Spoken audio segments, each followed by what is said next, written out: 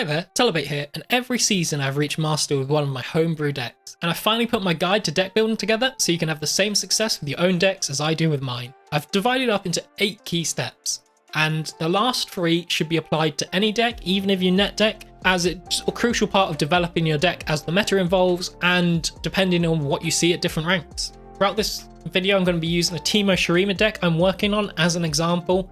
And one thing to note is there's no magic formula to deck building, just general rules. So these will be guidelines to help you follow, but sometimes you need to step outside of these to make the most optimal deck. But in general, these rules should help point you on the right path. Before we get onto the detail, I release weekly Runeterra content, usually in the form of deck guides, but every now and then I do one of these beginner guides. So if any of these will interest you, please do hit that subscribe button. And if you find this video helpful, please hit that like. It lets me know what you guys find helpful and what to work on in the future. The first step of deck building is to decide what type of deck you're going to build. And Runeterra is really great for this because the easiest way to decide what deck you're going to build is just pick a champion you like. This is typically what I do, and especially with the new Shurima expansion, I've just been working through different champions going, I'm going to make a deck based around this champion. This is your starting point for your deck, but it doesn't necessarily have to be a champion. You could have a starting point be a keyword, such as an overwhelm deck, or it could be a certain fun card you like, such as Snapvine, or specific interactions between different cards. So the Aphelios TF deck, which is really popular at the moment, that came from the initial concept of Aphelios pulling Boxtopus out as a free forward challenger, which is a really strong interaction, and then the rest of the deck was refined around that. And a deck which is quite popular at the moment is Concurrent Timelines Ledros, and that's a really specific interaction which people are trying to refine a deck around as well. In my case, I'm building my deck around what I call the Teemo package. I love building Teemo decks, and this is always where I start off. The next step is to fill in the deck with synergistic cards. These are cards which synergize really well with your initial concept or the first few cards you've chosen as your idea. So in this step, you're just looking for a few cards, maybe 10-15 more cards in your deck where you're building around the key synergy and the win condition of your deck or whatever you're focusing on your deck. There's no real guide I can give you to this, but if you're building an overwhelm deck, put in some overwhelm cards. I'm building a Teemo deck, so I'm putting in cards which synergize well with Teemo, such as cheap spells that can help proc Puffcat Peddler.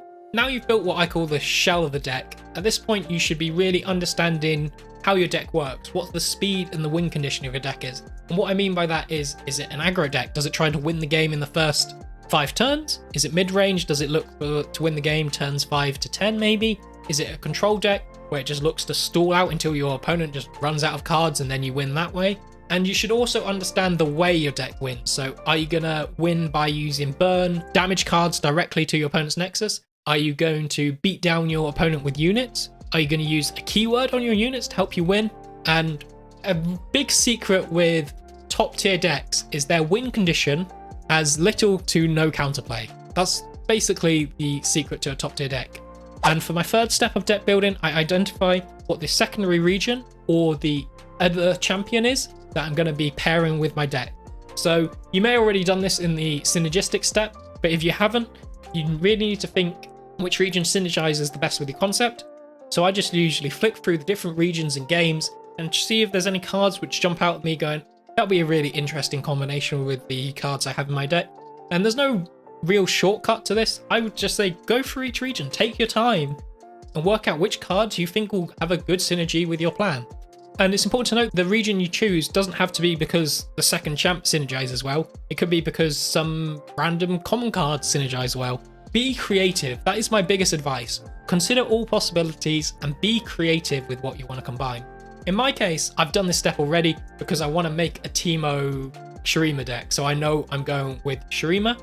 Having a look at the different champions available to me, I feel Talia is the best, just because Teemo is very reliant on drawing Hexcore Foundry, and Talia being able to duplicate Hexcore Foundry is a really strong effect in this deck. Usually when you're identifying your secondary region, you'll focus on the best champion to pair with your idea, but it can also be sometimes a good idea to think of key cards that can pair with your idea. So things are like Atrocity and Shadow Isles. A lot of people combine their deck idea with Shadow Isles to use Atrocity, and another one is Ionia for Deny, is a very common one that people combine their deck with. Okay, the next step, and this is the step feel free to go crazy on, is to fill in the deck with any cards you think would help flesh out your archetype. Here, I'm assuming you've already put in all the synergistic cards you'll like. So here, I just ignore the card limit and I go for generically strong cards from that region, just good stat lines and good stat effects. Cards you probably see are staples in certain regions. So something like House Spider in Noxus is just in every Noxus deck because it's a strong card. So just put House Spider in. It's just some stats, but it's a good card. You add removal or ways to interact with your opponent's plan. That's always important to have with a deck. If you don't have a decent way to interact with your opponent's plan, you're going to struggle unless you're an aggro deck, because aggros take the initiative and force your opponent to interact with you. Adding combat tricks, it's so important in this game that when you attack in, people have to worry about what combat tricks you have. So having some combat tricks in your deck is crucial in almost every deck. And also add in some anti-meta techs. If there's a lot of landmarks going around, get some landmark removal. If Twisted Fate is a problem, get some removal which can specifically target Twisted Fate.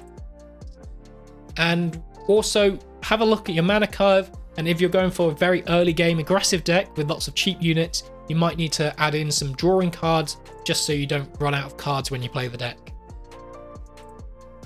Some other general rules I have to help you at this stage is go for 3 copies of 2 different champions. Don't go for weird decks where you run 3 champions. I just find it hurts the consistency of the deck. There are cases where this is okay, but in general, I'll say go for 3 copies of 2 different champions.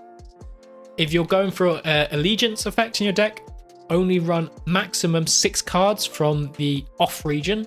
So if you're going for something like Wraithcaller, I'd only run 6 non-Shadow Isles cards in your deck at max. And some general rules I have for whether you should have a 3 of a 2 of a card in your deck is if you want to see that card multiple times a game, run 3 of it. If you want to see that card once a game, run 2 of it. And if the card is a tech for specific matchups, only run 1 of. You can also use 1-ofs as effectively a 4th copy of a card. So things like running a Notify and 3 denies is an example of someone really wants to put 4 denies in, but you can't do that, so they just run an additional Notify. And additionally, consider your early game and how you're going to mulligan with your deck. It is so important that you have a good game plan with your deck at the start. You need to have early game plan, whether that's to play on curve, playing a 1-drop, 2-drop, 3-drop, or to save some spell mana and use Avalanche to clear the board. Those are the most common sort of game plans, just play on curve or play Avalanche. I generally prefer units which play on curve, but that's just because I'm not a big fan of control archetypes in Runeterra. I find them a bit boring to play. And to help you with these mulligans, I've got some general probability rules which I use. So if you have 3 copies of what you're looking for in your deck, so basically you're looking for 1 card and you've got 3 copies of it, and you hard mulligan for it, meaning if you don't have it in your hand, you mulligan away everything, you have a 50% chance of having it after your first draw. Whereas if you have 6 different cards you're looking for, so what I mean is 2 cards and 3 copies of each of those cards, you have an 80% chance to hit one of them. And if you have 8 copies you're looking for, you have a 90% chance. So for your early game plan, you really want at least 2 cards you're looking for early. So 6 copies in total, which is why in a lot of my decks, you'll see me run 6 to 9 1-drops and around 6 2-drops as well, just because I want to be hitting those 1-drops and 2-drops. If you're running a super aggressive deck, that's when you go up to like 8 copies of a 1-drop, because you want that 1-drop every single game. 90% chance having a 1-drop is pretty good odds. So I find anything beyond 8 is starting to get a bit excessive. So I'd never run more than 8 1-drops unless you have a lot of draw or game plan to back that up. The next step with your deck is now you'll probably have a ridiculous sized deck, kind of like mine. And from here, you want to trim down your deck. Use the ratioing rule I used previously, saying 3-ofs, multiple a game, 2-ofs, once a game, 1-ofs, tech cards. And cut cards which just might be a bit too situational, or cards that you're not sure of. Plan ahead for the next step here. Just remember any cards you cut out at this stage, just because you might want to bring them back in, and that's important for the next step. Once you've trimmed your deck down to 40 cards, you'll be at the point where you have a deck where you want to start refining it. And the following I would apply for any deck. Even if you take someone else's deck, you really need to be thinking about this, just because you might be playing on a different server to that person. You might be playing at a different rank to that person, and you're probably playing on a different day to that person when he made that list, so it probably needs some updating or changing to match what you're facing. So my first step for refining, you make a list of cards that don't make the cut. So these could be all the ones that you just removed before, or maybe some other ones which you're considering are kind of borderline, or maybe you've heard some people say, oh, I've made a deck similar to this and I like this card, and you're like, I'm not so sure. Put that on the list, and it's something to consider later on. This list doesn't have to be written. I usually don't write the list and just think of it in your head, but if you don't know the cards as well as me, it could be helpful just to write down a list of cards you want to consider. So for my deck, my list of cards are Quicksand, Aftershock, Static Shock, Gotcha, and Veteran Investigator. So now we've got this list of cards, we need to move on to playtesting. You know, this is where you just play games and see if there's any cards in your hand which you just don't use, or the cards trade badly, so you had to use 2 cards to deal with one of your opponent's cards, or you had to spend more mana than your opponent used when you traded the cards. In those situations, once you've identified those cards which you didn't use or didn't do as well as you liked, consider if any of the cards on the lists would be better in that situation. So you can do this as you're playing, or you can reflect on it after you played. I do a combination of the two, and I think a lot of the top deck builders do a similar thing where while they play, they try and work out if a card can be better, and afterwards they think it through and try and work it out. One thing that's important to note is you need to consider that some matchups, some cards aren't going to be useful, and in other matchups they're going to be good. So you might have a case where, okay, this card was useless in one game, but you need it to deal with aggro. So yeah, you just keep it in. And if you find any cards on your list where you're like, actually that could be better than something, put it in, try it out, see how it does. And be quite flexible with changes. I personally don't try out enough, and I always regret not trying out certain things because I always sit here thinking, oh, these cards could be quite good together. And then I don't try it out, and then a week later, suddenly a top tier better deck comes out which uses that combination. I'm just like, oh, I wish I had actually tried that out. So my big advice is experiment with things. Some things will suck. You'll lose. Who cares? It's just a game. Try something else, and then when you hit success, that feeling when you create a deck which is really, really fun to play and really, really strong is great. And the key is just to experiment, try different things, try different ratios as well. Maybe 3 of a certain card is too much, which you originally thought was good.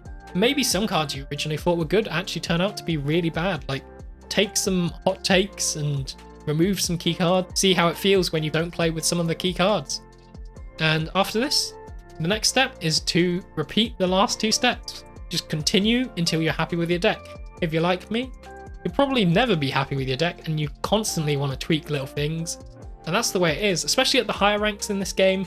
People just tweak their decks constantly, which is why you see all these different versions of decks. You see weird things with random one-offs of cards. If you ever check out the top of Master Ladder and what decks people are using, you'll see all sorts of random things in their decks.